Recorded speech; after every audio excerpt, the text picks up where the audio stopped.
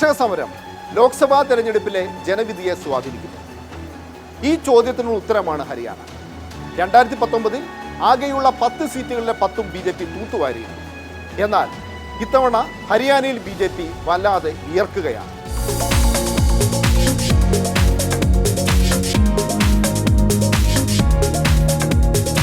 കർഷക മുദ്രാവാക്യം ഉച്ചത്തിൽ മുഴുകുന്ന ഹരിയാന, തക്കം നോക്കി എതിരാളികളെ മലർത്തിടിക്കുന്ന ഗുസ്തി ഗോതകളുടെ നാട്, രാജ്യം കാക്കുന്ന ജവാന്മാരെ ഏറെ സംഭാവന നൽകുന്ന സംസ്ഥാനം. തെരഞ്ഞെടുപ്പ് ഗോതയിൽ ഹരിയാന ആർക്കൊപ്പം?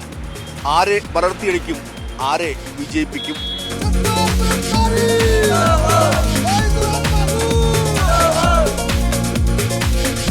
കർഷക സമരത്തിന്റെ മുദ്രാവാക്യങ്ങൾ ആദ്യം മുഴങ്ങിയത് ഹരിയാനയിൽ നിന്നാണ്.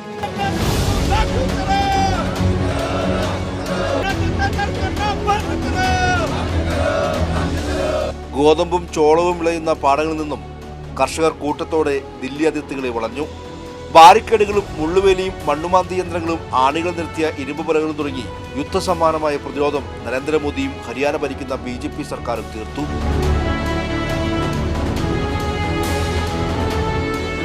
കാർഷിക വിളകൾക്ക് മിനിമം താങ്ങുവില്ലെന്ന വാഗ്ദാനം മോദി പാലിച്ചതുമില്ല. പ്രചാരണത്തിലുടനീളം കർഷകരുടെ രോഷം BJPക്ക് ഏറ്റുവാങ്ങേണ്ടി വന്നു. മുൻ മുഖ്യമന്ത്രി മനോഹർലാൽ ഖട്ടർ അടക്കം BJP സ്ഥാനാർത്ഥികളെ വോട്ട് ചോദിക്കാൻ പോലും കർഷക ഗ്രാമങ്ങൾ അനുവദിച്ചില്ല. BJP സ്ഥാനാർത്ഥികൾക്ക് വിലക്ക് പ്രഖ്യാപിച്ചു. കർഷക രോഷം വോട്ടെടുപ്പിൽ പ്രതിഫലിക്കുമെന്ന് ഹരിയാന കിസാൻ സഭ സംസ്ഥാന സെക്രട്ടറി സുമിത് തലാൾ. हरियाणा के देश के किसानों के साथ विश्वासघात किया, धोखा किया, जिससे काफ़ी नाराज़गी है लोगों के अंदर और इस बार के जो लोकसभा चुनाव हैं उनमें एंटी BJP वोट करेंगे.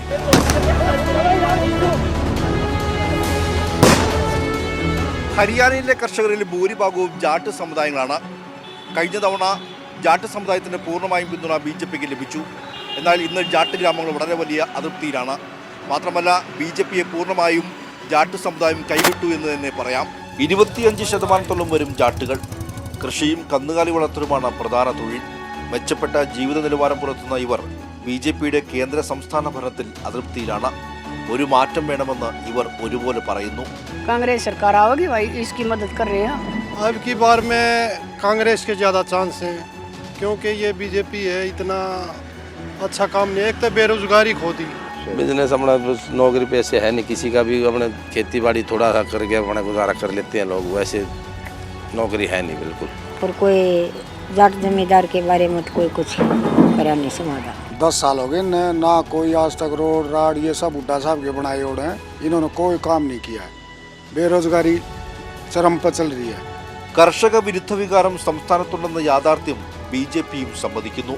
കർഷക രോഷം വ്യാജ പ്രചരണമാണെന്നാണ് BJPയുടെ വാദം. जो फार्मर्स इशू की आप बात कर रहे हैं, ये पॉलिटिकल इशू था. फार्मर्स इशू तो ये क्रिएटेड इशू था, ये फार्मर इशू नहीं था. ये पर्टिकुलर लोगों के का क्रिएट किया हुआ इशू था. ये ജാട്ട് സമുദായത്തെ പോലെ തന്നെ അതൃപ്തരാണ് ഹരിയാനയിലെ ക്ഷത്രിയ സമൂഹമായ രജപുത്ര വിഭാഗവും. ദേശീയ തലത്തിൽ തന്നെ BJPയെ ബഹിഷ്കരിച്ച രജപുത്ര വിഭാഗം ഹരിയാനയിലും മോദിക്കെതിരായ ബഹിഷ്കരണം പ്രഖ്യാപിച്ചു. ഇത്തവണ മോദിക്ക് വോട്ടില്ല എന്ന് പ്രതിജ്ഞയെടുത്ത രജപുത്ര സമുദായം കോൺഗ്രസിനെ പിന്തുണയ്ക്കുമെന്ന് അസന്നിഗ്ധമായി പ്രഖ്യാപിക്കുകയും ചെയ്തു. രാജ്യത്തിന് അഭിമാനകരമായ നിരവധി ഗുസ്തി താരങ്ങളെ സംഭാവന നൽകിയ നാടാണ് ഹരിയാന. ഹരിയാനയിൽ ഒരു ഗ്രാമമുണ്ടെങ്കിൽ ഒരു ഗുസ്തി അക്കാഡയും ഉണ്ടാകും. എന്നാൽ ഈ അക്കാഡകളും BJP ഭരണത്തിൽ വലിയ അതൃപ്തിയിലാണ്.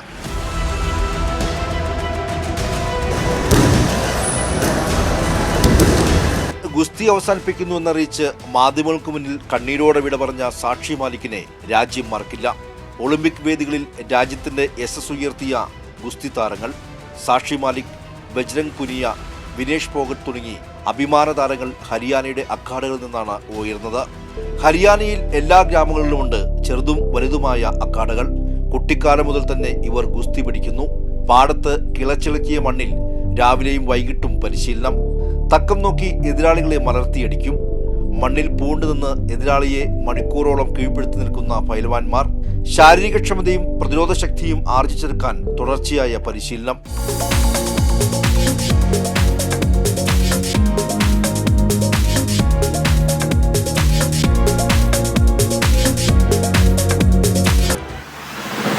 ഗോതയ്ക്കുള്ളിൽ രാഷ്ട്രീയമില്ല, എങ്കിലും ഇവർക്ക് ഉറച്ച നിലപാടുകളുണ്ട്, രാഷ്ട്രീയമുണ്ട്.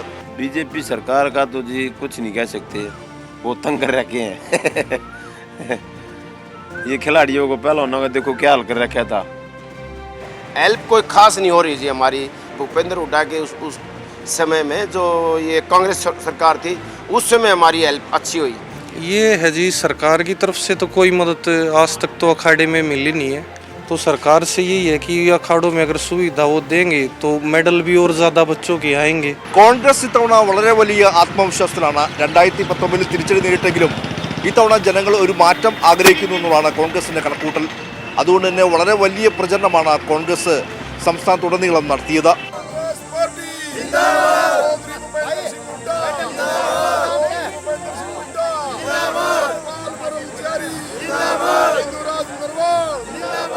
हरियाणा में तो 10 की 10 है, 10 की 10 ही सब एक है। ये दलित है, मैं ब्राह्मण है, ये जाट है, 36 कौम है जमा।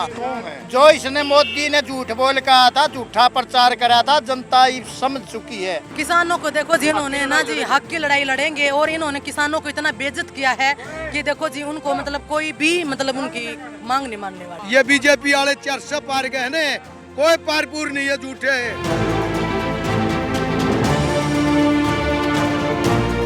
ഇന്ത്യ സഖ്യ മുന്നണിയുടെ ഭാഗമായി ആം ആദ്മി പാർട്ടി കുരുക്ഷേത്ര സീറ്റിലും മത്സരിക്കുന്നു. ഇത്തവണ കോൺഗ്രസിന് വലിയ തരംഗമാണെന്നും എല്ലാ സീറ്റും തൂത്തുവരുമെന്നും മുൻ മുഖ്യമന്ത്രി Bhupinder Singh Hooda. It looks like there is wave in favor of the Congress. When there is wave in favor of some party, then it is a clean sweep. രാജ്യത്തിന്റെ അതിർത്തി കാക്കാൻ ധീരജവാന്മാരെ ഏറെ സംഭാവന ചെയ്യുന്ന സംസ്ഥാനമാണ് ഹരിയാന. നരേന്ദ്രമോദി പുൽവാമ ആക്രമണം രാഷ്ട്രീയമായി ഉപയോഗിച്ചപ്പോൾ 2019 അത് വലിയ നേട്ടമാക്കി BJP മാറ്റുകയും ചെയ്തു. എന്നാൽ നരേന്ദ്രമോദി സർക്കാരിന്റെ അഗ്നിവീർ പദ്ധതിയെ ഇന്ന് ഏറ്റവും അധികം എതിർക്കുന്നതും ഹരിയാന തന്നെയാണ്. वो तो 4 साल में क्या करेगा एक जवान? 4 साल में तो छुट्टी भी आएगा, बॉर्डर पर भी रहेगा, वो सारी वो सीन भी नहीं देख सकता। उसके लिए तो वो नाश कर दिया देश का। पेंशन कैसे आएगा? ना उसकी शादी हो, ना उसको नौकरी मिलेगी, ना उसको कुछ, वो तो सफाइल होगी उसका जीवन सारा।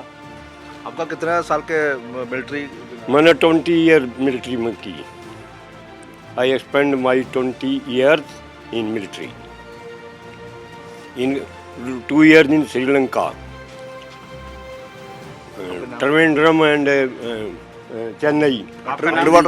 Trivandrum. I lived Trivandrum.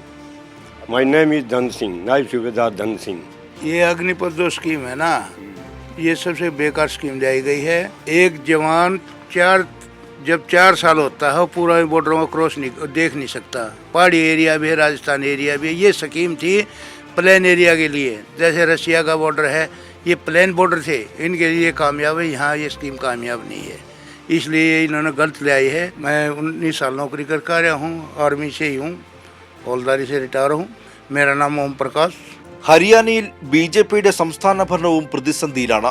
Lok Sabha തെരഞ്ഞെടുപ്പിന് തൊട്ടുമുൻപാണ് സഖ്യകക്ഷിയായ JJP മുന്നണി വിട്ടത്. സർക്കാരിന്റെ മുഖച്ഛായ നന്നാക്കാൻ മുഖ്യമന്ത്രിയായിരുന്ന മനോഹർലാൽ ഖട്ടറിനെ മാറ്റി നയാബ് സിംഗ് സൈനിയെ കൊണ്ടുവന്നെങ്കിലും പ്രതിസന്ധി അവസാനിച്ചിട്ടില്ല. സ്വതന്ത്രന്മാരുടെ പിന്തുണയോടെ ഭരണം മുന്നോട്ട് നീങ്ങുന്ന നയാബ് സിംഗ് സൈനി സർക്കാരും തുലാസിലാണ്.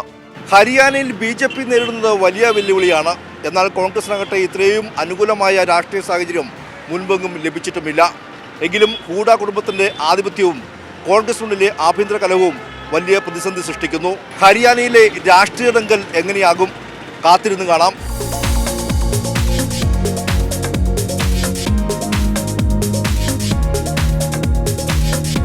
ലോക്സഭാ തെരഞ്ഞെടുപ്പിൽ ഇനി അവശേഷിക്കുന്നത് ഒരേ ഒരു ഘട്ടം മാത്രം. എന്തായിരിക്കും ജനവിധി? ഒരു കാര്യം ഉറപ്പാണ്, BJPക്ക് സീറ്റുകൾ കുറയും. എന്നാൽ BJPക്ക് തനിച്ച് ഭൂരിപക്ഷം ലഭിക്കുമോ? BJPയെ കാത്തിരിക്കുന്നത് കനത്ത പരാജയമാണ്. ഈ ചോദ്യങ്ങൾക്കെല്ലാം മറുപടി പറയേണ്ടത് ജനങ്ങളാണ്. ജനവിധിക്കായി നമുക്കെല്ലാം കാത്തിരിക്കാം. ഇത്തവണത്തെ ദേശീയം സർവ്വദേശീയം ഇവിടെ സമാപിക്കുന്നു. നന്ദി, നമസ്കാരം.